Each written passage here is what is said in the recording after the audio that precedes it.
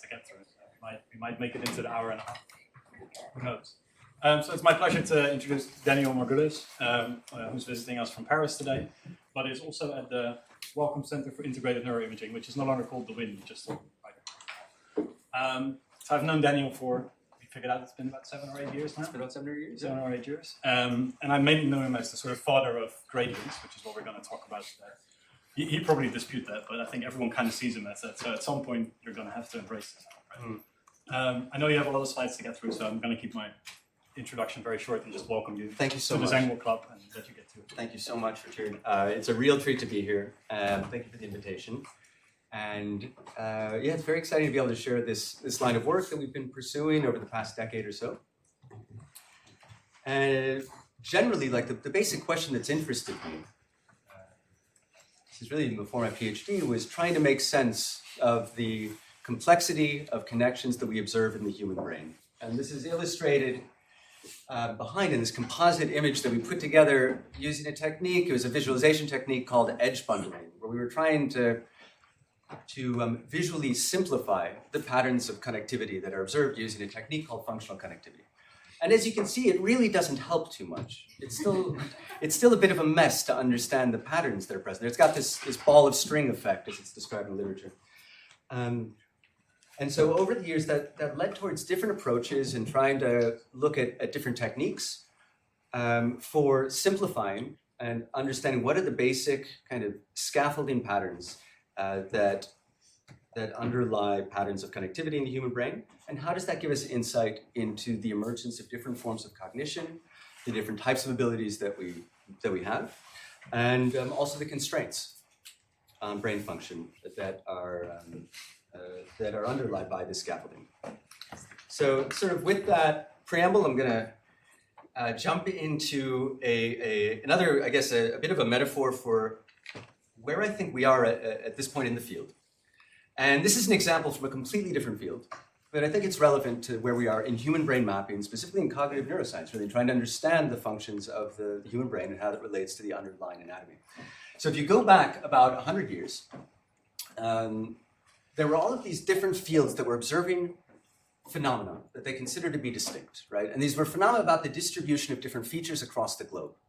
So in geology, to take one example, you had the observation of very similar mineral compounds being found across different continents. It was simply observed. There wasn't a story to account for this. There wasn't a theory for why it was the case. It was just that these were present in different parts of the globe, and there was no explanation. And then just to jump over to the other end of the disciplinary spectrum, in biology, there are similar fossils that were observed across these different continents. Again, these folks weren't talking to each other. They were just observing these phenomena, mapping them out, trying to understand independently what might account for it. And about a century ago now, Alfred Wegener looked across these fields, saw these similar questions being asked, and put together a theory that we're all familiar with today to account for that, of continental drift. That is, the tectonic plates are underlying these movements, and that the world has changed over time in a way that accounts for the distribution of these different features across the planet. Right? So that's a common mechanism and model underlying the spatial distribution of these features across the planet. And importantly, not all aspects of this initial theory that he proposed a century ago turned out to be correct. But he shifted the question, he provided an underlying dynamic model from what might account for it. And really importantly, he helped these different fields to recognize that they were asking a similar underlying question that could be answered by a similar mechanism. So the reason I think this is appropriate is that in many ways in human brain mapping, we're at a similar crossroads in which we have unprecedented access to different data types, to the scale of data that we have access to, as evidenced by some really remarkable recent papers. And I think one of the aspects that's been observed over this century-long research agenda of mapping out these different features of the cortex is, in essence, like the similarity in some of the underlying patterns across these different modalities. And so just to give a really quick, I'll go into these things in more detail over the talk, but I'm just providing a kind of overview. Looking at, for instance, cortical microstructure, the organization of different layers of the cortex and the different anatomical features that they have. Connectivity, and this is just providing a kind of an illustration of different large-scale networks using a technique called functional connectivity, and distribution of functions. And of course, this is just one image among thousands that could be used to illustrate the idea of localization of function. But in essence, you'll have to trust me that the basic patterns that are observed across these different techniques have underlying consistency. traditionally, the way that we've tried to map these similar patterns is through parcellation, right? This going back to very famous Brodmann, but the Vokes and Campbell and others going back really over a century, this idea that the way to understand cortical organization is through delineating homogeneous regions, homogeneous portions of the cortex that are continuous and that are distinct from the adjacent regions, that they're more homogeneous within than with adjacent. And I think that this is really exemplified in a landmark study from a few years ago, 2016, by Glasser and colleagues, the Human Connectome Project, who put out a very impressive paper in Nature that described 180 cortical regions and was very much building on the neuroanatomy literature. And I think much sort of, well, maybe to put it in other words, like once we've arrived at this point where we have this delineation of different regions, and of course there's still controversies and discussion, but we have a set of regions, there's a deeper understanding of the way in which the cortex is divided, we can begin to ask a different set of questions, right? We can begin to ask that question of why is it that these different regions end up where they are? Why is it that we see the consistency across, sorry, that was the point of this slide, I got kind of carried away, but why is it, if we think back to the Wegener example, why is it that we see the consistency of these features spatially in the way that we do? What is the underlying mechanism to give rise to that spatial consistency? In fact, this is a question that was being asked about half a century ago by a researcher by the name of Friedrich Sinides, a German researcher. He was trained by the Vokes, the same folks that trained Corbini and Brodmann, for those familiar with the Brodmann maps. So he came out of the same lab, he learned these techniques, and he began asking a really interesting set of questions for the time, and one that persists to this day, which is why is it that we see these different features of the cortex where they are? How do they arrive at those spatial positions? He was approaching this from an evolutionary perspective. At the time, it's what was available. He developed a theory called the dual origin theory of the cerebral cortex, the idea being that from the beginning of the mammalian cerebral cortex, the emergence of that, there are two main types of early cortex, three-layer cortex. On one side, you have the piriform cortex, or olfactory, I think, piriform.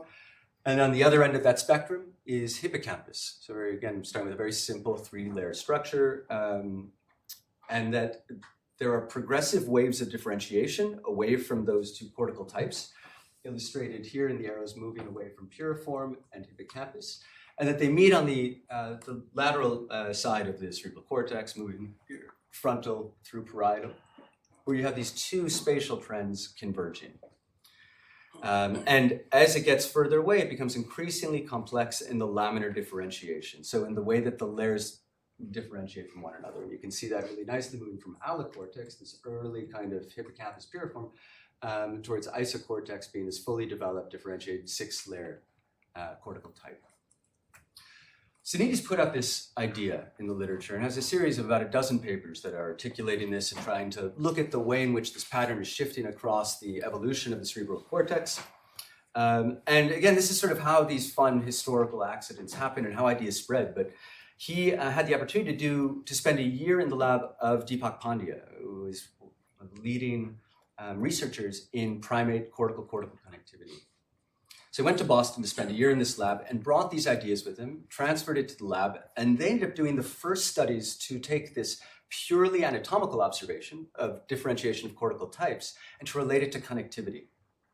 And so this is an example from Helen Barbas showing that areas of a similar degree of laminar differentiation are preferentially interconnected with one another. And the sort of pithy way of describing this in literature is like connects to like. And this was that transfer of an idea that had been solely observed in the cytoarchitecture and now being able to shift it to another modality of connectivity, like connects to like. Marcel Messelem also passed through this lab, picked up these ideas, a more kind of holistic set of questions that could be asked about overarching principles of organization. And among many articles, I would highly recommend this one from 1998 in Brain, From Sensation to Cognition, which is a landmark review article again, that's quite comprehensive in being able to describe across many scales of the literature, integrating these ideas into a global framework for organization of the cerebral cortex, and really going from the cellular to the clinical. It's a remarkable piece of work. And one of the core ideas in this paper, among others, is is describing this global hierarchy of integration across different sensory modalities. So what you see in this illustration, the schematic illustration, it's based on the gold standard for connectivity that we have, which was primate track tracing data. This article was from 1998. Right? Who's familiar with, like, if I would say functional connectivity with resting state fMRI? Fantastic. Okay, great. This is, okay, then good. Right audience. This will be easy. But, you know, this is 1998, right? This wasn't, the joke is like, you know, these techniques weren't even a twinkle in Brock Biswall's eye at that point. They were just coming out in 1998. Same with the diffusion approaches for mapping connectivity. They were just emerging in the literature. So what we really had to describe primate cortical connectivity were these gold standard track tracing studies where we know the starting point termination of different axons. So using that from the macaque monkey, he translated that to the human brain and provided this global framework for integration with the idea that you have these different functional processing streams that remain largely independent of one another. So visual and auditory, just to give an illustration of that, there's no relationship between the colors here, so don't, yeah. We have sensory segregation across these different systems, and then integration towards these set of regions with the connections illustrated in red in the center of these concentric circles, be an association cortex that transfer information across these different systems and provide a higher order representation across different sensory modalities. So this is kind of one comprehensive framework that we can think of for integrating across these different specialized sensory systems.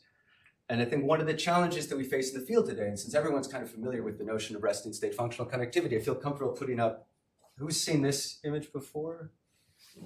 So, right, it's good to be here. It's really good to be here. But this, I mean, for those who haven't seen this image before, this is really one of the key kind of spatial lexicons we have for describing functional systems in the brain.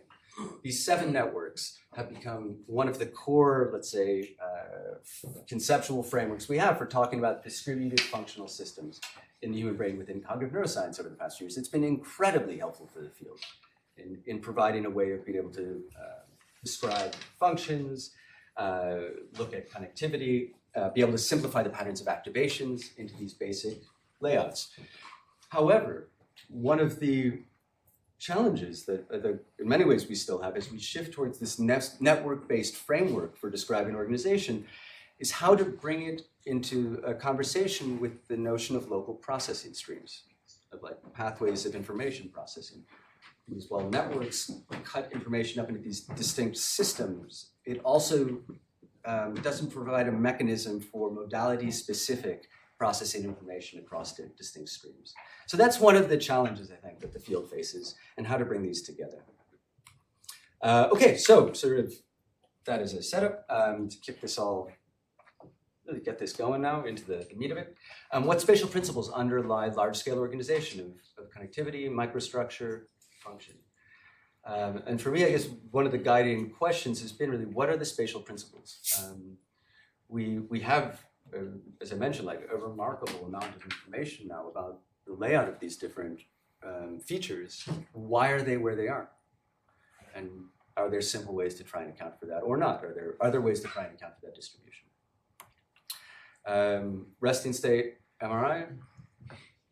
Yeah, great. I figure it makes sense because the other two. So yeah, this is the paradigm for those who don't know. That's it. And this is the kind of data that you observe when scanning individuals, just keeping their eyes open, staying awake, relaxing, letting their mind wander in the scanner. And this audience certainly needs no introduction to this, but it's making so that one of the key, let's say, motivations and challenges in the field and questions that have been pushing it forward and advancing it has been making sense of the spatio-temporal patterns that emerge from these.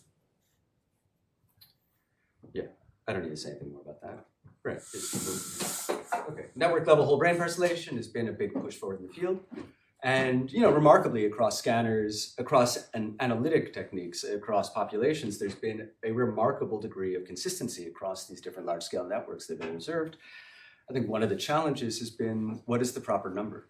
How do we cut it up? And that comes down to this basic question of like, what's the right way to be dividing up these connectivity spaces? So I'm going to be arguing in the talk is that there is actually value to looking at the underlying space of connectivity before we start chopping it up into parts. That's what the whole gradient story, I think, is about. It's not in opposition to the notion of talking about, like, it's all part of the same research agenda of what are the simplest ways that we can understand these basic patterns of organization. So my own line of work and how I got here, just very quickly, was in not so much focusing on the global patterns, but in taking these regions of the cerebral cortex, such as the anterior cingulate, these complex heterogeneous regions of cortex that were shown to have different functional subdivisions, and to use resting state-based functional connectivity techniques to see whether we could observe similar subdivisions within them that were functionally meaningful. And so we did that with posterior medial cortex, anterior cingulate, and I'll go into this example a bit more because it sets up the gradient work I'll present in a moment. So ventrolateral frontal.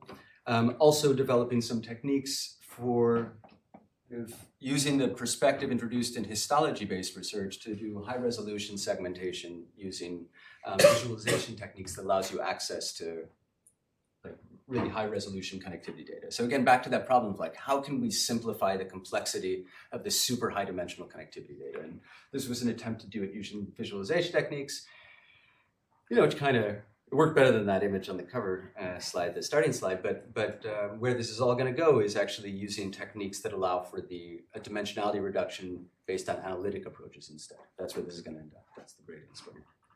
Okay, so sort of quickly here, just to give a sense of the approach that we took and how we ended up where we ended up. The interest here was in looking in ventrolateral frontal cortex, looking at subdivisions. What you see in the top in the macaque monkey is a schematic of areas within ventrolateral frontal and inferior parietal cortex. Who's not familiar, there's ventrolateral frontal, inferior parietal in the macaque monkey. And this is, again, a schematic of a summary of the literature of connectivity between these regions. This is, again, our gold standard in primates for cortical connectivity. This is the best technique that we have. It's got its limitations, but we know where areas are connected to. We know the starting and termination points of different axons. So this is based on summary of literature, and like the key observation here is that as you move away from the central sulcus, dividing motor from somatosensory, as you move away, areas tend to connect in sort of a rainbow fashion as you get further away from the central sulcus. So the areas furthest away connect to the furthest regions in the front as well, to these association fibers. And we can use that information to look at subdivisions within these different regions of the ventrolateral frontal cortex. One of the other key defining features that allows you to differentiate these different regions, especially Broca's area 44, 45, is extensive connectivity from area 45 within the superior temporal sulcus. So these are some of like the signatures, the fingerprints, if you will, of connectivity of these different regions. We can abstract that to like a nice topographic kind of map of the hypothesis of how these regions differentiate from one another. Go into human data now. Functional connectivity plays seed regions, so regions of interest where we want to know the connectivity from those regions based on morphological features within ventrolateral frontal cortex. And then here, just averaging across 6 individuals, we get this map where we observe let's say, patterns of connectivity that are consistent with the predictions based on the macaque monkey track tracing data. So as you move from the central sulcus here, we go from like yellow to blue to green to red, and you see that same basic pattern occurring in inferior parietal cortex, yellow to blue to green and to red. And area 45 in pars triangularis there has extensive connectivity within the superior temporal sulcus. So it's consistent with what's been observed in the macaque. By the way, I should say, really sorry, but if like folks have questions during this, feel free to jump in. Yeah. That's standard, right? Yeah, standard, okay. So what we didn't expect from this study, and what was really interesting and kind of provocative for us, was that we were also observed that same basic ordering of connectivity patterns across other parts of the cortex, right? And this is what we didn't expect. So you go to sort of more inferior middle temporal areas, and you see, again, this basic spatial ordering of yellow to blue to green to red. We see it in the, dorsolateral frontal cortex as well. And it raised this question of, would there be a way to characterize this basic ordering of connectivity that we're observing across the cortex that isn't going to be biased by the number of networks, by the starting regions, that's simply looking at the connectivity itself and trying to understand the spatial consistency of that spatial pattern. across different regions of the cortex, like a similar topographic organization. And the technique that we ended up using initially was called diffusion map embedding. It's a nonlinear dimensionality reduction technique. I should mention that since then, there's been work that's also found that linear techniques, like as simple as principal component analysis, are sufficient to be able to identify these patterns. But I mentioned that for those who are really into the, let's say, the different analytic approaches here, I'm going to explain a bit now what the technique actually is. And so what you see on the right is a completely schematic version. This is just to illustrate the idea for those who are familiar. A schematic version of connectivity. So these different, let's imagine these different points here represent points on the cerebral cortex, and their proximity is their connectivity to each other. So we're laying it out in a way that each of the points represents similar patterns of connectivity. The traditional way to look at networks within this space would be to cluster it, so we can identify different modules. And those modules show closer connectivity within the module to other portions of the cortex. I guess like one of the tricky parts about that, of course, is that you end up dividing up these different points in the cortex into distinct modules that no longer tell you information about how they relate to each other. So here, since we were interested in that question of like spatial organization of connectivity, instead what we wanted to do is map this connectivity space by projecting it to a set of dimensions that capture the maximum variance in connectivity patterns. So in other words, really just a principal component analysis for those familiar with it, where we're able to project all of these points onto the dimensions capturing the maximum variance, a low-dimensional space, right, a latent space. So these are the first two dimensions, again, just kind of schematically illustrated. Here are the equations for diffusion map embedding, but as I mentioned, it turns out because of the density of the connectivity space that we're using, that linear approaches are really sufficient to characterize this as well. And just to give another illustration for folks that want to see this as a connectivity matrix, it's like taking this randomly ordered connectivity matrix and reordering it so that areas that have similar patterns are located at similar positions along those early dimensions of the space.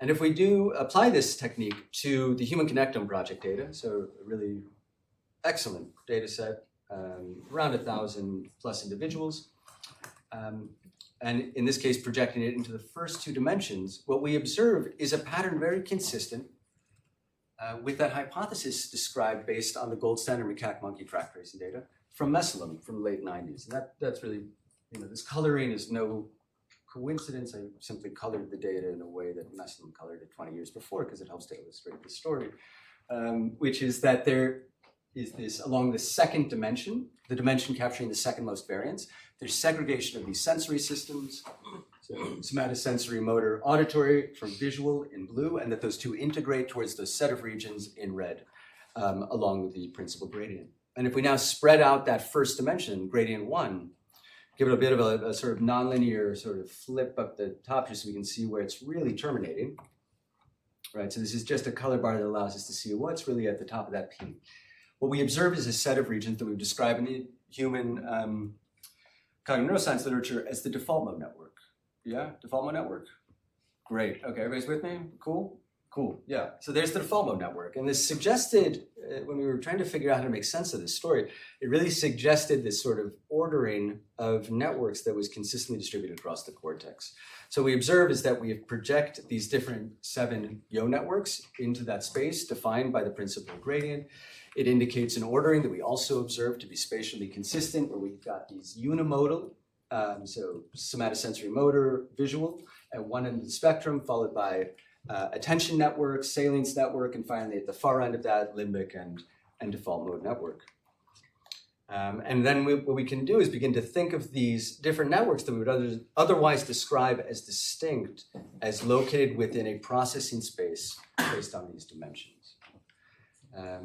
And I think like one of the interesting contributions for me in getting into this literature and trying to figure out how to make sense of this was if you go back to the Mesalem story, again, it was 1998, right? It was a really, relative to where we are now, it was a relatively early period. And one of the things that didn't exist then was the default mode network. It was only introduced in the early 2000s. It was only discovered and really described in the early 2000s. And one of the challenges for the field has been, how do we make sense of this system in the brain that appears to be doing the opposite of what everything else is doing, right? You've got a task with external demands in the environment. A bunch of the brain is involved in that, except for this one system called the default network that appears to be more active during the baseline condition. And it's posed all of these general challenges for the field. And so I think part of what we were aiming to do with this work was to understand how is it that the default mode network could be described along a spectrum of function that is continuous with the rest of the cortex, rather than something that's in opposition, and provide a framework to begin to think about that.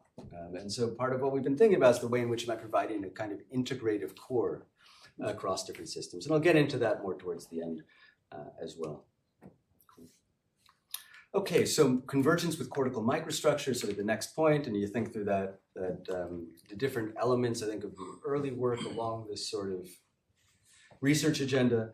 And this was certainly a topic that's been addressed extensively in the animal literature. I already pointed out this like connects to like idea, right? So the areas that show a similar degree of cytoarachnotic differentiation are preferentially interconnected with one another. And infracortical myelin has offered one technique, one histology-based technique to provide insight into differentiation of different cortical areas. This is an illustration from von Bohnen. I think this is Fleckner's underlying maps. One of the techniques we can use using neuroimaging to investigate infracortical myelin is T1 maps, and that's something that's been validated through several studies. This is one example of that from work at the Max Planck in Leipzig. And also it's been used to look at cortical parcellation, here using the T1-T2 ratio, which is a slightly different technique. Julia Hudenberg, a former graduate student in my lab, did a study using very high-resolution imaging in 7T to describe the distribution of T1 patterns with respect to functional connectivity, the same technique I described before of looking at that principal gradient in connectivity. And if you simply look at the relationship between those two maps to one another, they were highly correlated. So we observed a basic relationship. This was an early study. There were several other aspects to it, but just to give the general story there, we're observing a consistency in the distribution of this proxy for infracortical myelin with the large-scale spectrum of connectivity described by functional connectivity. And another line of work, I think, Richard, you were heavily involved with this as well, right? Yeah. Casey Piquala, Richard, out of Boris Bernhardt's lab, also in Montreal, really have taken this whole research agenda of how we can investigate the histology literature, link this up with the classical neuroanatomy literature, and use these advanced techniques that we have over the past several years to reduce the complexity of this high-dimensional data and understand how it relates across different modalities. So they've been doing some very elegant work, in this case, looking at the laminar profiles. So how across different layers of the cortex, these values differ, and doing that based on histology data provided by the big brain data set and relating that to MRI-based approaches. And again, finding a relationship between these MRI and histology techniques looking at differentiation across laminar profiles. So there's a lot of really exciting directions in terms of both the data availability that we have now, that we have access to, and then being able to use these techniques for dimensionality reduction in order to relate across all of the resources. There's also I'm not going to go into it, but a really exciting line of work from Sophie Volk at the Max Planck in Leipzig in collaboration with this whole group of folks looking at distribution of gene expression and genetics, heritability, as well as your work, Richard. So it's an exciting time to be able to take advantage of all of these open resources in conjunction with the techniques to the analytic approaches to be able to relate them. So what are the functional implications of this, right? So we've talked a lot, we've looked at the connectivity patterns, we've seen this basic relationship of underlying laminar structure with connectivity. How does this impact on function? Back to that question kind of from the very beginning of what are the ways in which it enables and constrains the emergence of different cognitive functions, right? Okay, so one, I guess, as a sort of overall illustration of why this is interesting, exciting, important, et cetera. This is from work from Rohir Mars and Saad Javabdi. And what they're showing here is that the way that we would traditionally try and understand functional maps, and here what you're seeing is a contrast from the Human Connectome project, where red is illustrating math over a narrative story processing task, and the darker colors are representing the opposite contrast. So this is like traditionally the way we'd be looking at these maps. And as you can see, those patterns are kind of spatially jumbled up. Here they're being illustrated in the space of the brain, and it's a mess. The way in which the brain is anatomically laid out and arranged does not provide a lot of insight into the way in which these different functions, where they're located.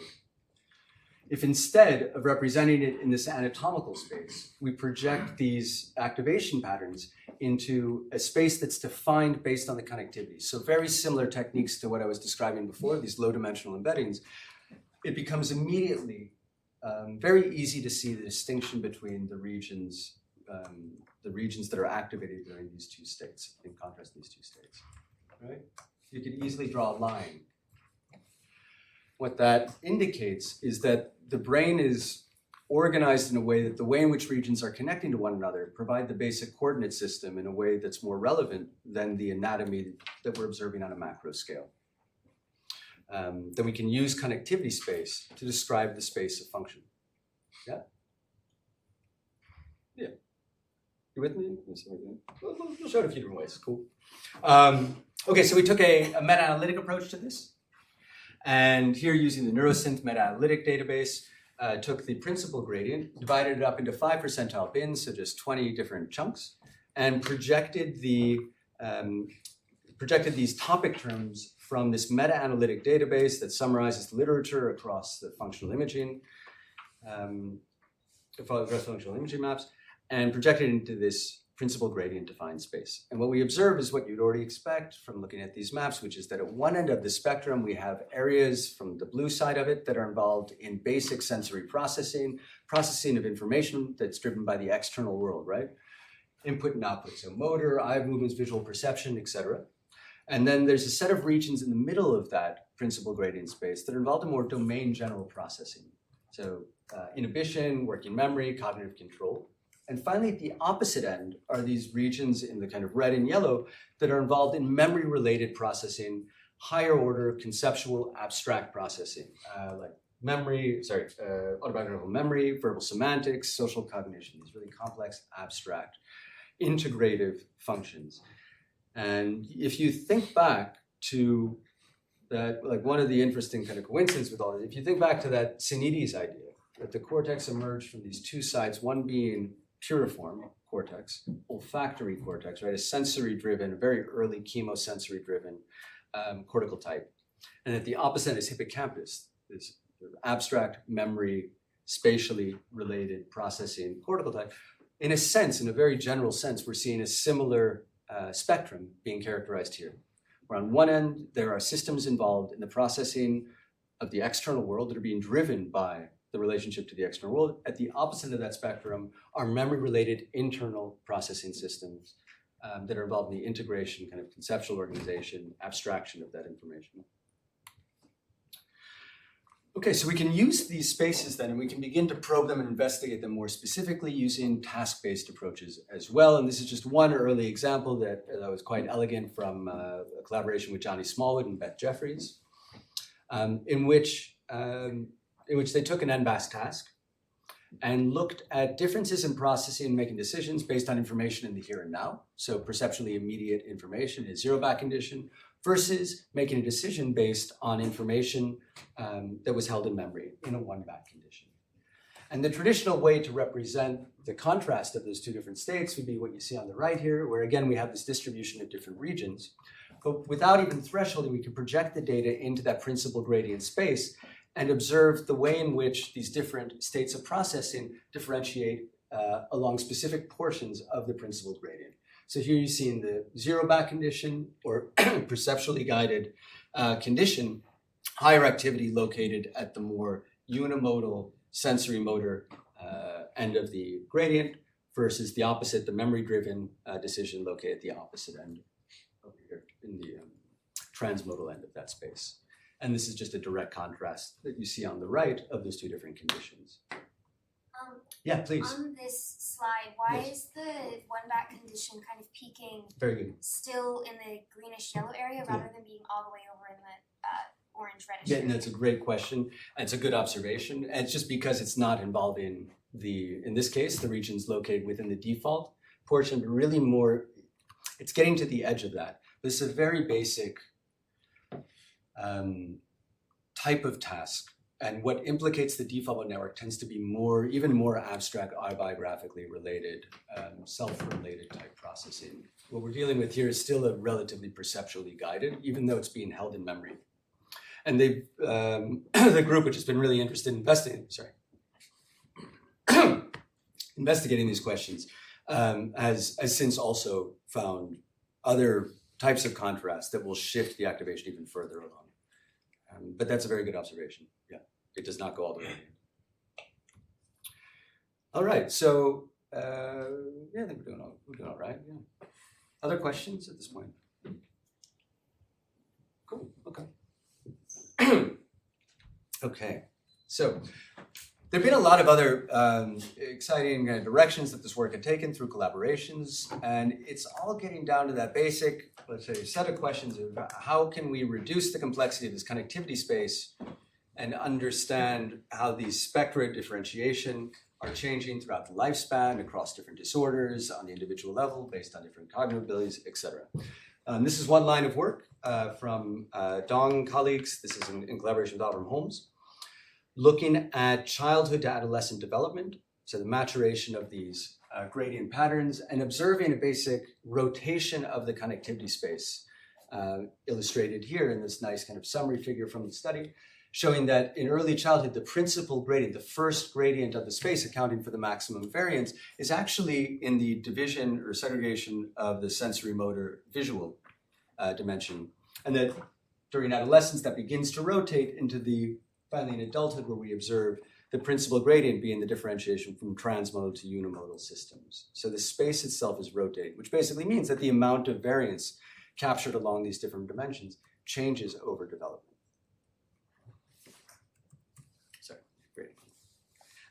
This is also in some ways, there have been, let's say, similar observations regarding the principal gradient within the, in this case, in a really beautiful study by Sukjin Hong from Boris Bernhardt's lab, looking at autism spectrum disorders.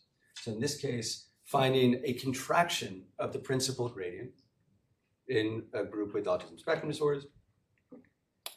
And in fact, that same basic observation of shifts or contraction within the principal gradient has been observed in multiple other studies. These are just two out of several in schizophrenia or major depressive disorder. And I think it raises a really interesting question for the field, which is that this is certainly picking something up.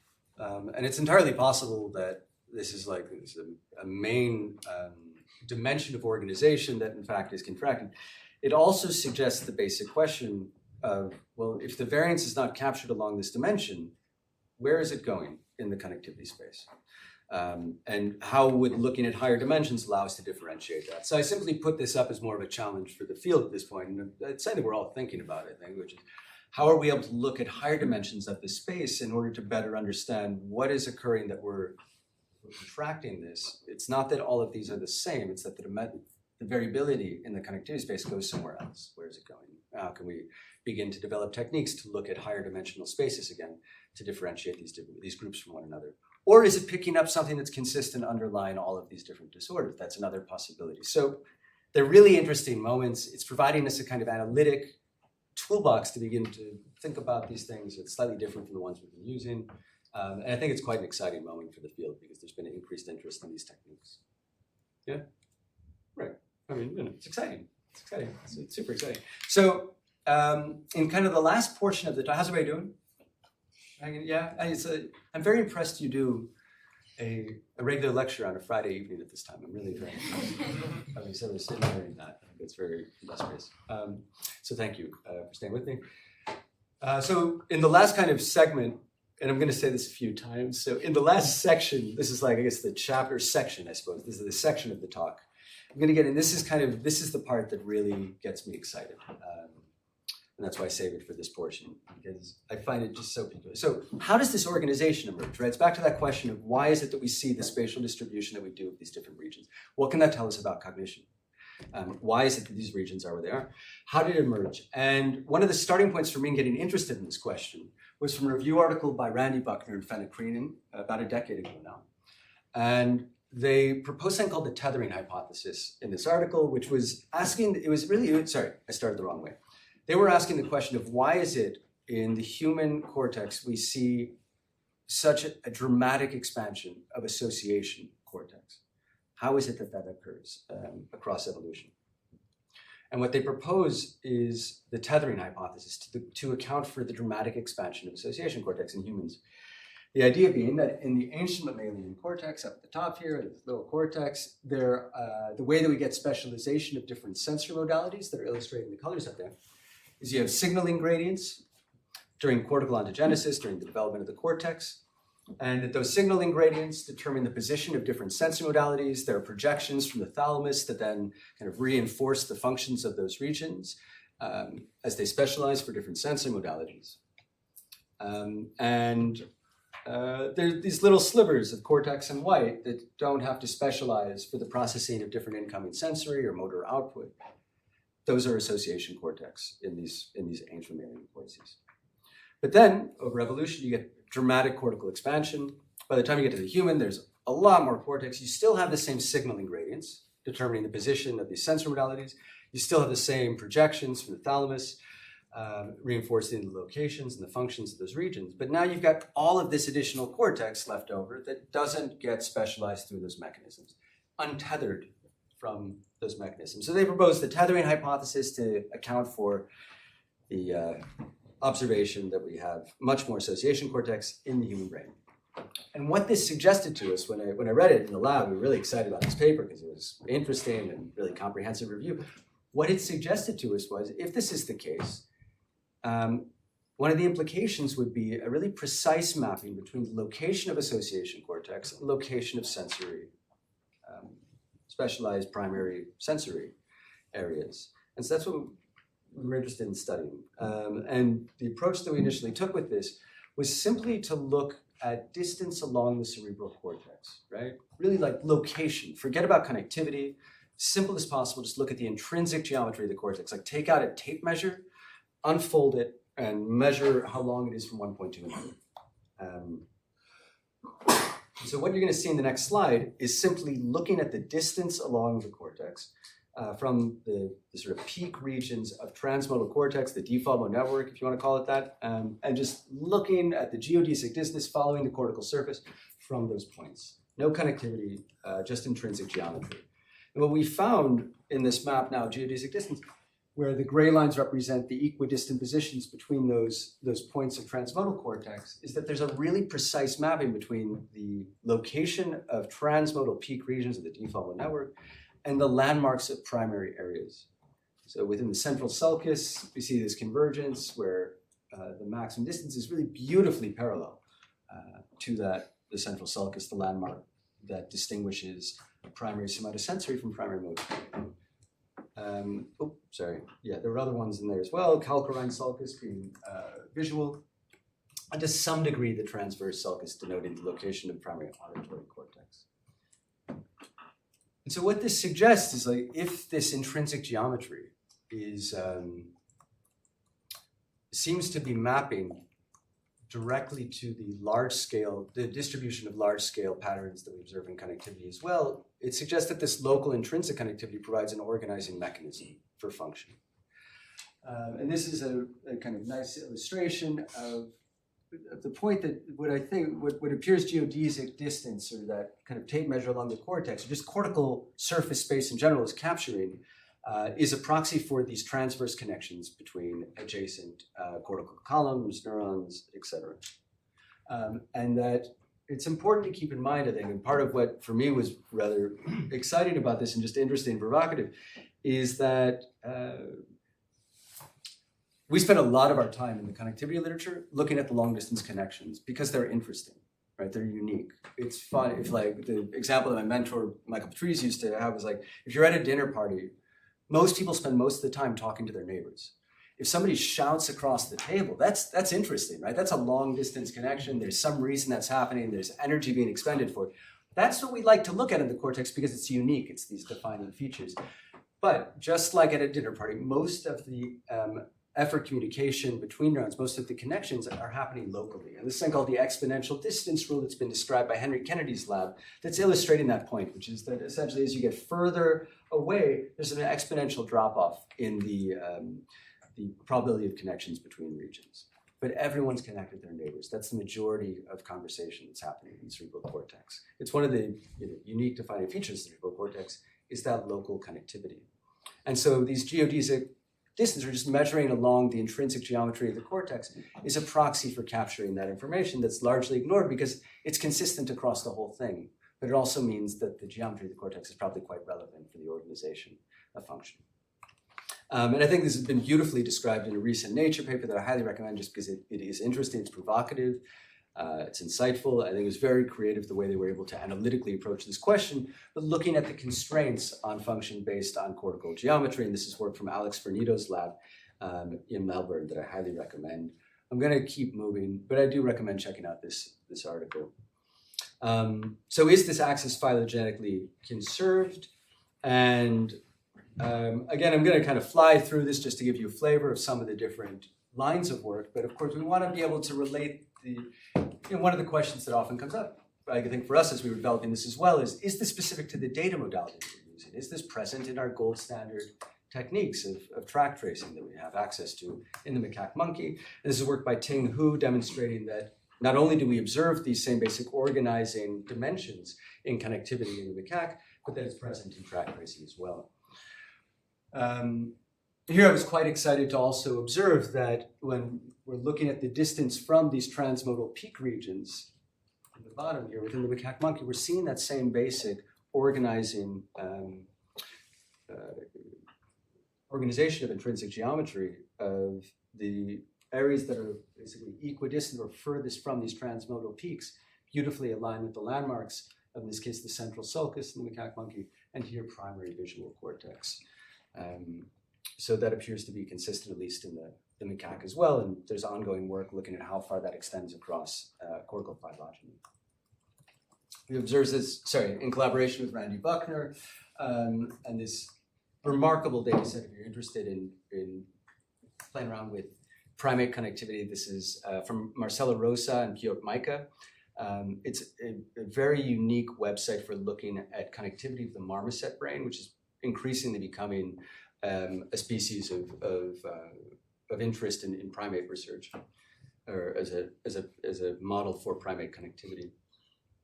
And so in collaboration with Randy Buckner, we were able to describe, you guessed it, like similar basic pattern. It's the same story, different species in this case. So I won't go into it in the interest of time in too much detail, except to say that we observed using track tracing work in the marmoset, a similar ordering of these connectivity patterns across the temporal and frontal lobes.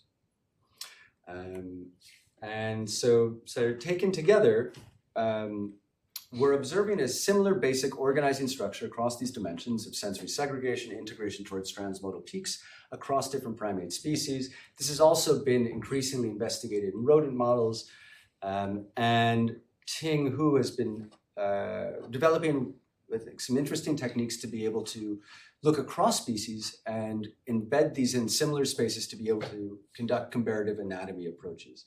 I think one of the key insights from this line of work that's been a challenge for the field is, like, for instance, the D-follow network.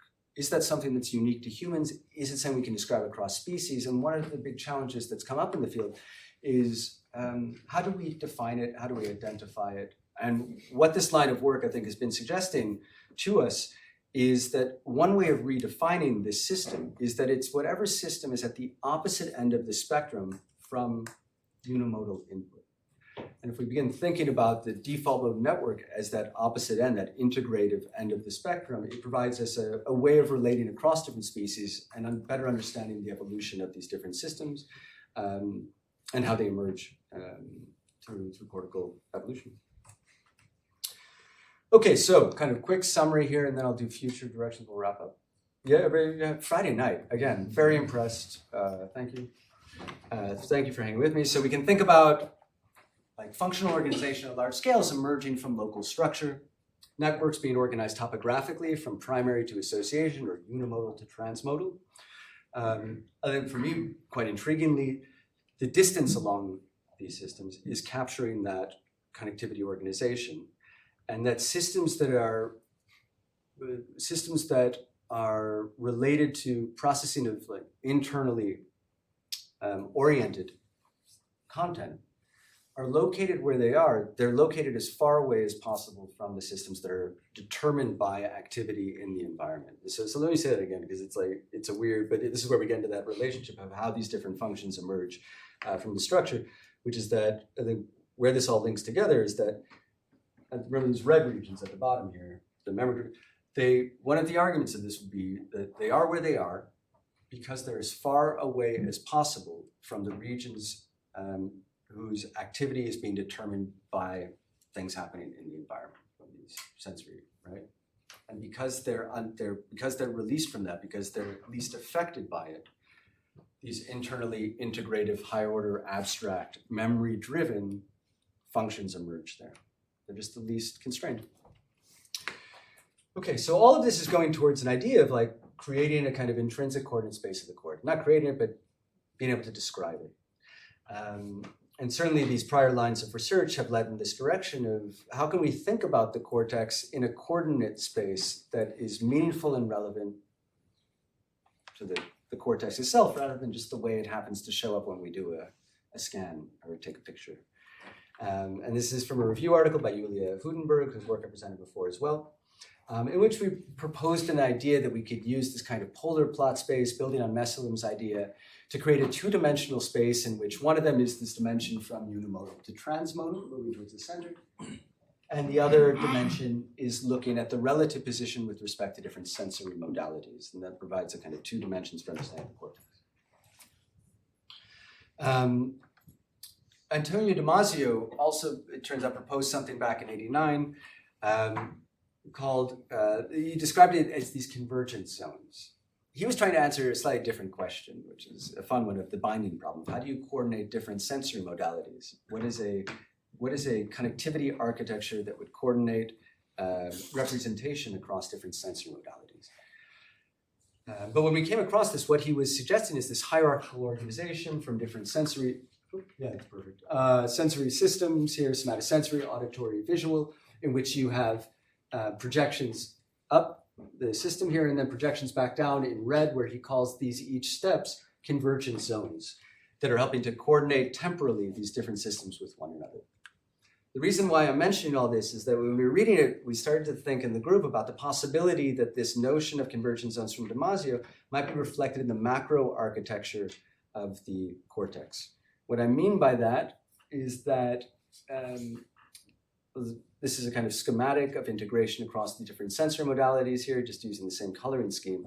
That potentially, like the distance along the cortex, I was mentioning that as potentially processing paths or traveling waves along that space, might be, would give the structure for the emergence of differentiated higher order systems at the convergence across these different sensory modalities. I'll show you, here's an illustration of this. So here's the principal gradient that we've looked at quite a bit up until now. And I just inflate the cortex, and I'm just going to put arrows on the cortical surface following that gradient. So it's the same data being shown twice, right? Those arrows, they could point one way, they could point the other. What's important is that there's an orientation to them, right? And if we now segregate the cortex based on a watershed segmentation algorithm on the cortex, which means basically like it's a technique where if you were to drop water anywhere along that space, where would it pool? What we observe are these kinds of big segments of cortex in which we see arrows flowing from these sensory regions towards that core set of regions located at the center. I'll just go back one slide and then forward just to show that. Let's see. Nope. Yeah. There we go. Right? And it provides these different macro zones of convergence across different sensory modalities. And so we've begun to think about how this might provide a kind of macro geometry of the cortex that provides a mechanism for the differentiation of functions that we observe at the core of these regions, which is in no way described by that two-dimensional triangular plot where all of those regions from the transmodal cortex are located at the same position. So here is, again, just trying to take a step further in understanding differentiation. And This is ongoing work, and this is just a general hypothesis for what might be occurring, but that we can project the cortex to this coordinate space, which has these two dimensions, one being the distance along this principal gradient, and the other being relative position from sensory motor areas, right? And that provides a geometry-based understanding of the emergence of specific functions within these different portions of the cortex. The idea, just to give one really simple example here, in the convergence of visual and auditory cortex that occurs within the temporal lobe, and that's from a spatial perspective, we have the emergence of semantic representation, or to take the example where a parietal cortex, where we have somatosensory systems with visual and auditory, we have spatial cognition, numerical cognition, et cetera, being higher order abstractions of the integration across these basic sensory modalities. Different combinations of sensory modalities is the key point. We've been able to segment and observe this in the macaque-monkey organization as well, and this is ongoing work. And sort of wrap up is the last study that I'll show them on the dot, on the hour, wrap it all up, Friday night, here we go. Functional proximity to sensory areas. So building on work from Matt Glasser and colleagues from the Human Connectome project that I mentioned earlier on, we were really interested in how we could use these techniques to look, to map a space based on the functional proximity to different sensory regions, and work from a really wonderful graduate in my lab, Wei. Built a simple model, so multivariate model here, looking at mapping each of the visual, somatosensory, auditory regions, and getting a map of how each region is associated with activity across the rest of the cortex, and then use those three maps to build a polar plot in which relative position is represented on the angle, and the magnitude is capturing the amount of variance that is captured from these different modalities, different combination of modalities. So here, variance explained is a proxy for the unimodal transmodal dimension, that principal gradient that we were observing before. Oops, sorry. And then the angle capturing the relative, it's based on the relative contribution of the different beta weights from the different modalities. And just to give an example of the application of this, here characterizing state-related differences in rest versus movie watching, we see a dramatic kind of shift occurring within portions adjacent to auditory cortex here. And that can be captured using statistical approaches based on a comparison of the angles within this space, where we observe within the temporal lobe adjacent to auditory cortex that's moving from this more somatosensory related portion towards an auditory visual portion of the cortex there as well. And then building on that, taking the movie-related embedding of these dimensions, it's capturing sensory hierarchies here, looking at auditory as well as visual cortex, where we see a kind of progression from the periphery of the space towards the center of it, at the core here, as well as an auditory moving towards the core. So this is just proof of concept.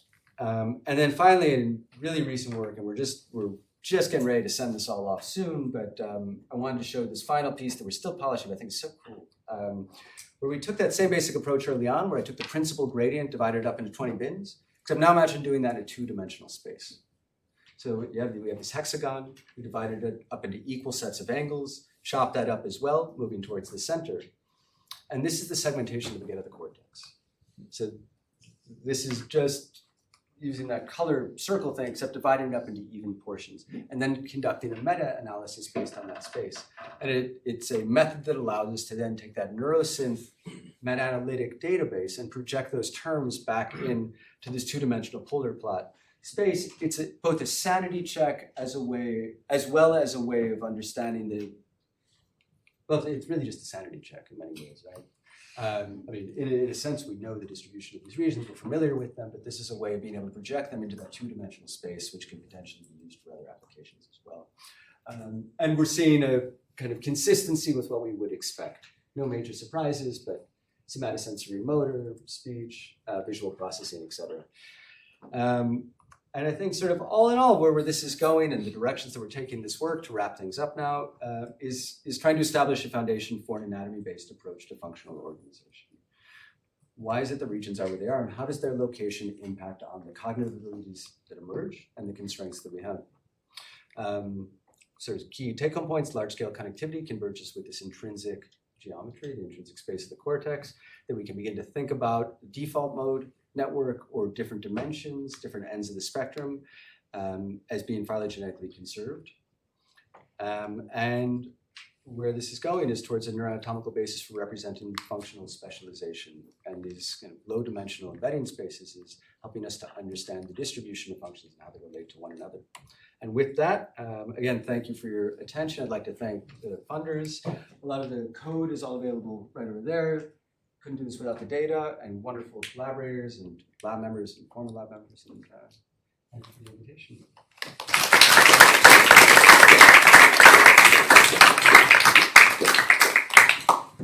Really right on the dot. Well, it was right there. I mean, I couldn't ignore it. You were definitely keeping an eye on it. Questions, everyone? We have a break, traditionally. So We have a break if people need to leave. Well deserved, yes. And also maybe to mention we're grabbing some drinks afterwards for people that want to hover around. We'll tag you. Probably all bicycle tour.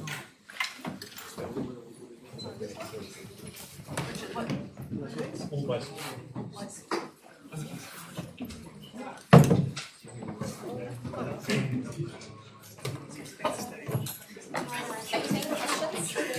Wait for everyone.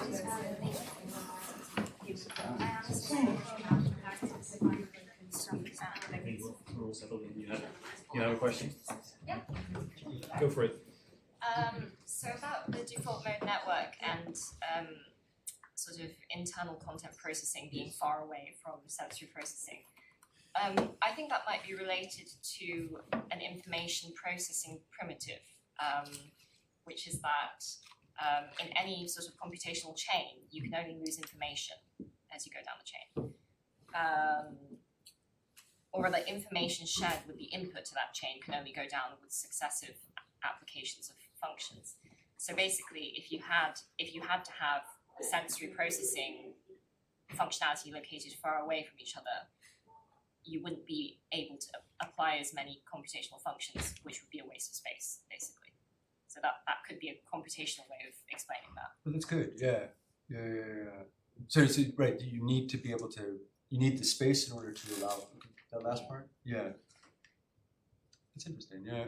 Because I think one of the challenges we've been thinking of, we started to do these studies where we're looking at, I haven't shown it just because we're really in the middle of trying to figure out what the right way to approach these things from an analytic perspective is, right? And I think one of the questions that's still unresolved is whether or not, is it better for certain cognitive functions to be further away or more proximate? What is the impact of increasing the distance or decreasing it? And this is where computational models that are able to capture the impact of that. Yeah. So if you assume that computational functions need space to be performed, which is reasonable, I think, then if you increase the distance, then that increases the ceiling on how complex the function can be, and it increases the ceiling on how much information you can lose and sort of how unrelated the variables are. So yeah, I think that's interesting.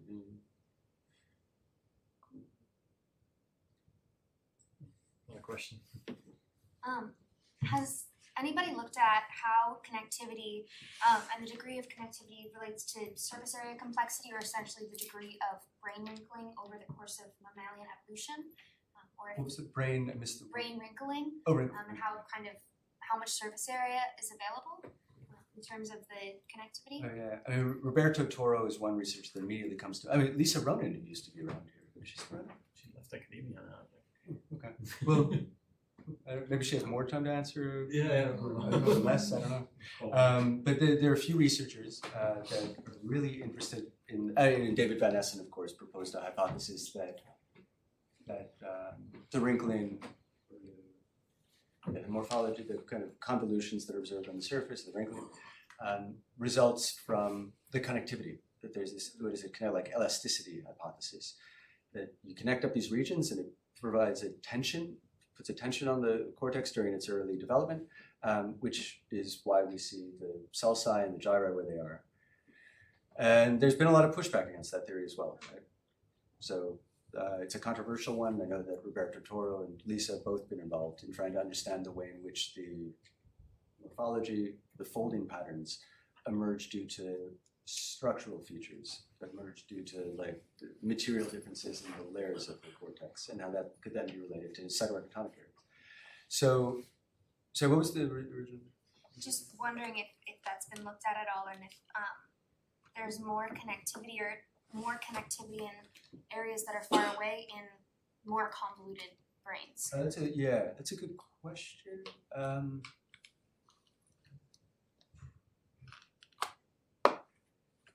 Do you have thoughts on that? That's an interesting one. I'm thinking maybe more in the context of some of the developmental work you showed, where I guess in early development you see those gradients like kind of rotating. Oh, that's okay. And maybe there's an element of like cortex being slightly smoother, less wrinkled in early developmental stages. Yeah. That could be related to that switch potentially. So I don't know of any work that specifically looked in that That's a question, good but I question. think there might be Well, there could be evidence or something. the marmoset as well, I was noticing that the blue and the green compared to the macaque and humans, the blue and the green are swapped dimensionally. They also, actually in the macaque stuff as well, it gets a bit tricky, and I think like that's an open area of research as well. What does it mean that we're seeing the flipping of these dimensions? But yes, like the marmoset is lysencephalic. It's one of the interesting, in a sense, from an experimental perspective, advantages of that species. And yeah, you do see the relative swapping of those. Yeah, absolutely. I mean, there's certainly less surface area. Obviously. Yeah, it's really fascinating to be able to work at that space. I was wondering what happens after gradient 2? Like how much kind of more refined we can go into these circuits and effectively start understanding, potentially also differences between species, because some of the networks are more refined than others, That's right. and how do they support cognition?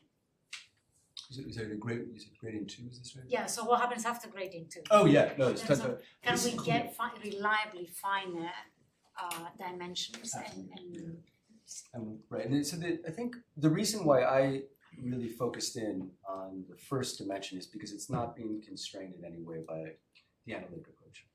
There's this orthogonality constraint that's going to drive the subsequent dimensions after the first one. The first one's clean in that sense.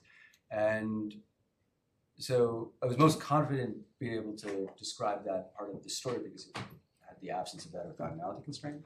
But I do think these lower dimensional, and by that I mean not just the first few, but like the first several dimensions might be a really meaningful space to be able to characterize these things. So there's still a lot of work to be done there, so long as we keep in mind that it may not have like a neurobiological foundation in the same way as that first dimension because it's being constrained by the analysis type.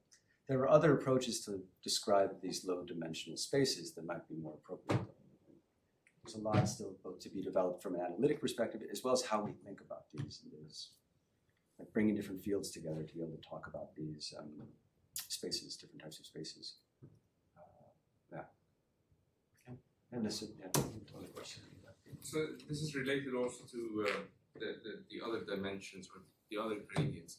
Can you elaborate a bit about why you think they're not very neurobiologically plausible? Sorry, no, that's probably too strong. It's not that they're not neurobiologically plausible. I just think it'd be unfair to assume that they are. That's all. It's entirely possible that these converge, right? And that. I mean, your first principal gradient is DMN, and if I remember from the papers, the second one just coincides with the multiple demand or frontal Brighton. The third one, yeah, exactly. So why would one be more neurobiological? Because the analysis, embedded in the analysis, is this constraint of what you pull out the first component, which is whatever the maximum variance is in that space. The next one is going to be, all the rest are going to be orthogonal to each other in the space. It's just an analytic constraint. And so it's not to say that they aren't, but they're not, they aren't inherently, they might converge with the systems that we're used to observing and could be interpreted in those frameworks, which is great. But I wouldn't just assume because they're coming out of the analysis that they inherently have a kind of neurobiological meaning, because they could be shifted based on the analysis type that's used there, which is not the case with the first. Can I push you on this point a little bit? Please. which is how these different gradients are linked together. Yes. Because I think that's an important question. I think you're right. Yeah. So what do you think is, for example, the link between gradient 1 and gradient 2? For example, you mentioned gradient 1 is more abstract thoughts, more memory distinct. But actually, when you look at sort of neural computations and where actually abstraction of rules or goals are represented, they end up being more represented in something like gradient 2, areas related to gradient 2. For example, from electrophysiology of monkeypox, etc. When you say gradient 2, you mean which? Like the front-Brighton network, which is more related to abstracting rules and generalizing rules to novel situations. So how That's still right. I mean, it's still very far along on the transmodal side of that spectrum. Right? It's not. It may not be all the way up at default mode, but it's at the opposite end of the unimodal stuff. Yeah. Right, and it gets closer to right. It's not fully at the end point. It's somewhere right before it. But how do the? So I think, okay. Is your question is how do these different dimensions relate to one another, right? In a way, yeah. And I think maybe okay. I'm gonna try and answer that. And I think it's a very good question to be asking. One of the so. I think one of the tricky parts about how we've been thinking about this, what I answered initially was why in the initial paper we really focused on that principal one. I think since then there's been more and more interest in how we can use these low dimensional embedding spaces to think about organization. I think one of the tricks and challenges is how do you even talk about these spaces in a meaningful way in the field, right? We're used to, it took a while to figure out how to talk about networks from talking about regions. Now, how do we talk about spectra or low-dimensional spaces in a meaningful way in the field? And that's really part of the conceptual challenge that we're dealing with. I think one of the potential mistakes is in splitting these up into distinct components or dimensions and talking about each of them as being individual. What we're talking about is a space that's simplifying the story, but it's still a few dimensions that are in there. It's probably a lot more than we're capable of thinking of that are meaningful. And we probably need a way to not isolate these things, but still talk about them as spaces in relation to each other, in relation to dynamics and whatever it might be. So that's probably the longer, is not to be reducing it to individual components in the way that we would think of here's one network, here's another network, here's one independent component analysis component, here's another. But here's a few dimensional space that's meaningful. How can we now relate that? That's part of, I guess, my initial answer. Is that, I'm sure other thought, but feel free, it's a really good line of that's useful, thank you. thinking that you're bringing up, yeah. I'm happy to keep, I'm a little bit tired, so. Please feel free to come back at that. There's someone's hand right behind you there. I wanted to ask your opinion about the swapping of principal gradients across time. So in that particular paper, they showed at age 10, the first gradient would be 40%, and then 2 years later it drops down to 10. We were quite panicked when we saw that because we derived kind of gradients, structural and functional, in neurotypical and ADHD children. What do you find? Hundreds of them, and we definitely don't see any. Did you publish this already? Is it? It's going. Okay, cool. Sorry, if I didn't know, I'm sorry if I'm supposed to. What did you find actually? What was the main?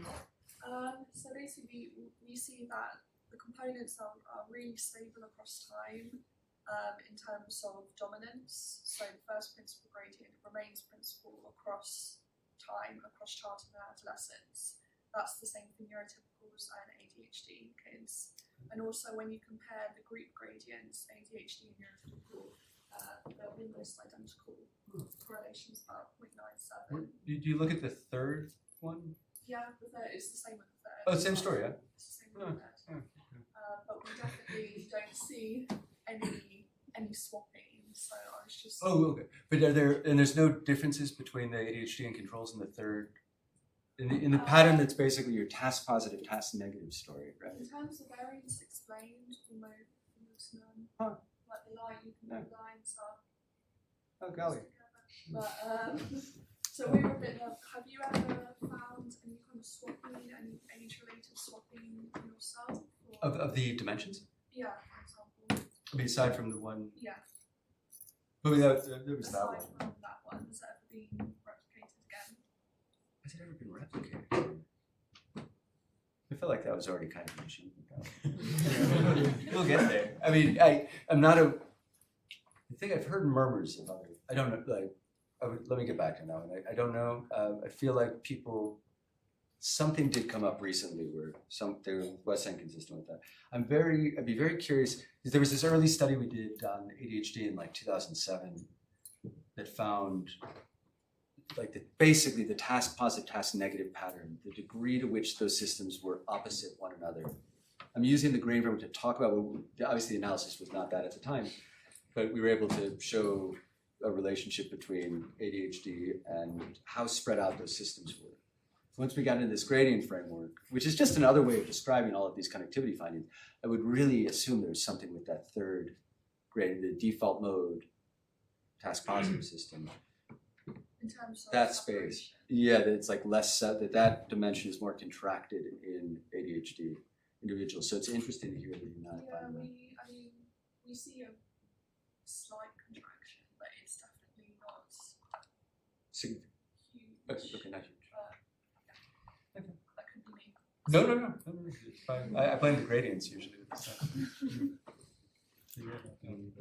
Yeah, right. It's me. Right. Yeah. So we've looked at so from the structural developments of neuroimaging literature, we know that's the development of, for example, in terms of volume, in terms of cortical thickness, in terms of surface area of those cortical regions, they are asynchronous. So are there any attempts linking that with the rotation or reweighting of those two principal gradients? I mean, it's a really good point you're bringing up also, which is basically that all of these different modalities don't have the same developmental trajectories, right? Is that, am I getting that right? Or? Yes, I think Richard did it. I heard about that. You were involved in that somehow. I heard about it. I mean, and so the question is, how do Yeah, we so have we actually any attempts linking the asynchronous developmental trajectory of all those different brain regions with the reweighting of those principal gradients? Ooh, I mean, is it fair? My reformulation of your question is like, how do we deal with the lack of consistency across these different modalities in the way that they're developing? Or So basically, is there a link between the developmental trajectories and the rotation you were talking about? Oh, that's a good question. I don't know. That's a good question though, and I think, I mean, if anyone were in a good position to do that. I'm thinking now, like the work we also did with comment on the expansion of the 3D gradient space over time. Yeah. In development. We didn't really look at this, but I can imagine that expansion isn't like uniform in all directions at a given age. I don't think we ever looked at that, but that would be interesting because that would link into different brain regions having different developmental trajectories, and so that the rotation of that gradient doesn't happen perhaps at the same pace at every stage in the same direction. Yeah. And obviously, like I think in the PNAS paper that you showed, it's a binned analysis, right? You have like the younger group, Age the group, adolescent group. So you don't see the transition between you don't see the transition in that rotation, but it might not be uniform. Oh, it's a pretty like 12, 13. It's a quick. Okay. Yes, but it's not linear. There's a moment in which it I rotates. think it also relates to the other question of how the different gradients relate to each other, probably. And there's probably, I can imagine that relationship changing over time as well. It might not be a consistent relationship either. So yeah, I don't think anyone's looked at that. It's a very good question. Thank you very much for the talk. That was fascinating. So I'm a little bit confused about the relationship between the gradient space and the functional circuit situated in it. So for example, after a process of neurodevelopment or neuroplasticity, would there be a covariance between the two spaces, and how do we perceive the relationship between a gradient space change and the functional circuit or functional connectivity based in the the gradient or situated on the gradient space. There was a lot of, thank you, it's an excellent, really, sorry, okay. There were a lot of components there. You're gonna have to take me through it again. I'm sorry, I'm a little bit tired. So sorry, just can you elaborate a little bit about how can we understand the functional networks? Yes. And it's like sort of the relationship between functional networks and its place in a gradient space, or and how, like, after neurodevelopment or neuroplasticity, does the functional circuit change together with the gradient, or the situating? Yeah. Okay. Yeah. Okay. So I think, and you're gonna have to, this is how you have to be a little bit back and forth, because I think there's a really good question there, but I need to get it into, make sure that we're thinking about things in the same way. The gradient space and how functions are embedded within that, it's basically like the way that I'm thinking about the gradient space that I spend most of the time talking about here, and there are exceptions to that, right? Because people are, but the main way I was thinking about is like, this is a space that's defined by the topology of connections. And it's just, like in this case, like a 2-3 dimensional space that where the dimensions capture how similar connectivity patterns are to one another. And that's relevant because there's been this, I mean, there's like a lot of articles that start with that line of the defining feature of the nervous system are the connections between neurons, or the connections between regions. I think the reason it becomes functionally meaningful is because if we can describe the connectivity space in a simple way that's correct, then we'll be able to describe functional organization in a simple way that's correct, because this is how regions are talking to each other. Is this getting anywhere towards your question? Yes. Oh, cool. Okay, great. Okay, we're on the right. And then the development was the next. The other question is, after neurodevelopment or plasticity, how do you understand the covariance between the gradient and the functional network situated in the situated in the gradient space?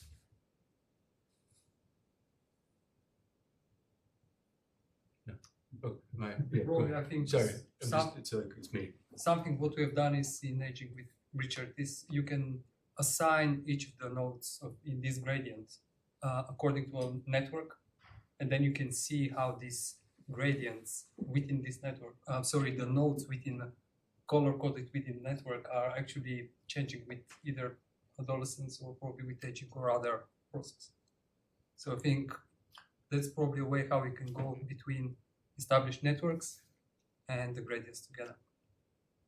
Oh, is that the, yeah? Yeah, that's what I'm... It's how do you think about networks within this context? Is that the part of the question? So I'm just trying to... I guess, probably, yeah, that's what he's asking. Yeah, I'm just trying to make sense about how these two spaces relate to each other after plasticity or after development. So I think what we have done mostly in adults is, if you think about the sort of the two-dimensional plot, like all those dots are obviously somewhere in the brain. You can also color code them, say, by the different Yale networks, and then see how they kind of move in that 2- or 3-dimensional space over time. And we do see that they move like as network clusters a little bit. So there is, I think, some structure in that. Or you can do it the other way around, right? You can be a network space and then assign the gradient space to it. Yeah.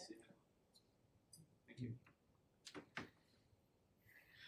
I was wondering if you think that if this is the right way to speak about it, whether the within region local organisation has any relation to this kind of gradient idea. I'm thinking about things like retinotopy in the visual system.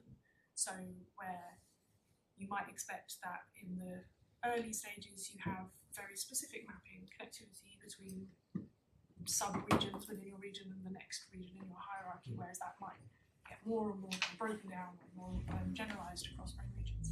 Would you expect that to map in a kind of meaningful way to the way you're measuring these gradients? So the way that we're doing this here. Yeah, so your high-level regions might be Yeah. reflecting some kind of very... It's probably being driven in part by that. Whether it's sensitive specifically to various sensory topographies being propagated. I think there are some big open questions there. But I'm thinking of, like, in the somatosensory realm, there's some really nice work by Noam Sodom-Grossman, who's been looking at somatosensory hierarchies and found that it's captured, there are consistencies between these patterns. I do imagine that with like more targeted analyses in the right data sets, sensory topography is the root of, that's what's being propagated over the cortex, and it's going to result in these basic patterns. That's certainly a mechanism for the organization that we observe within the higher order areas. It's related. The person who's been doing the most relevant work, I think, to describing at least topographic organization using these techniques has been Kuhn, Hock, Donners, and Christian Beckman. And a few others actually from that group that have been really developing more specific targeted techniques for looking at sensory topography. Maybe one final question. Okay. I have a question about the individual gradients when doing the alignment. Yeah. So the variation for individual variation in region A can cause to be the rotation of region B. Yeah. So when you do the group comparison for the region A is significant, but the significance can be caused by rotation of region B. So it's not clean and people don't believe it. People don't believe because of the. People don't believe it. Just some reviewer asked like. Some reviewers. No,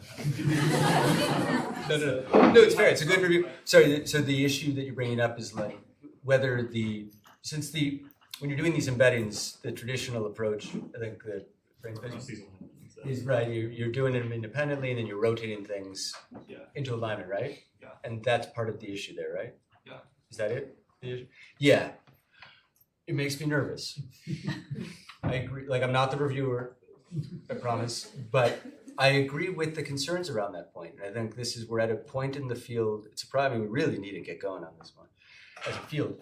But I mean, there are other fields that are addressing these sorts of how do you do embeddings across different data sets that allows for inherent alignment between the spaces on the individual level. We have been working with Joshua Vogelstein at Hopkins, who's really good with graph statistics stuff, to work on a technique using like generalized canonical correlation analysis that allows us to put in multiple individuals, have a common space, get back individual level gradients that are already aligned. Of course, any technique is going to have its biases, right? There's nothing that, there are always limitations there, but yeah, I mean, if you're asking a very specific question about how to deal with this reviewer comment, happy to chat about it more. But I think in general, the concern is justified. Every new introduction into our toolbox has had these issues of, remember, for those who were around for the whole ICA, sort of like, what's the right way to be doing group level ICA component extraction for the individual? This was really, it took years for the field to figure out the approaches that could be agreed upon. And I think with this one, we still haven't. And we still haven't, right? We still, I mean, dual regression was one answer to that, but it was one answer, right? And I think it's a really fun moment in the field now where there are these tools that have been around forever in some ways, right? PCA, I mean, we like to joke, it's like Friston did it in the 90s, like anything else. Of course it did. But at the same time, I think part of the reason that they've been adopted now is we have all of these different modalities of data. It allows us to bring them together into a common spatial framework.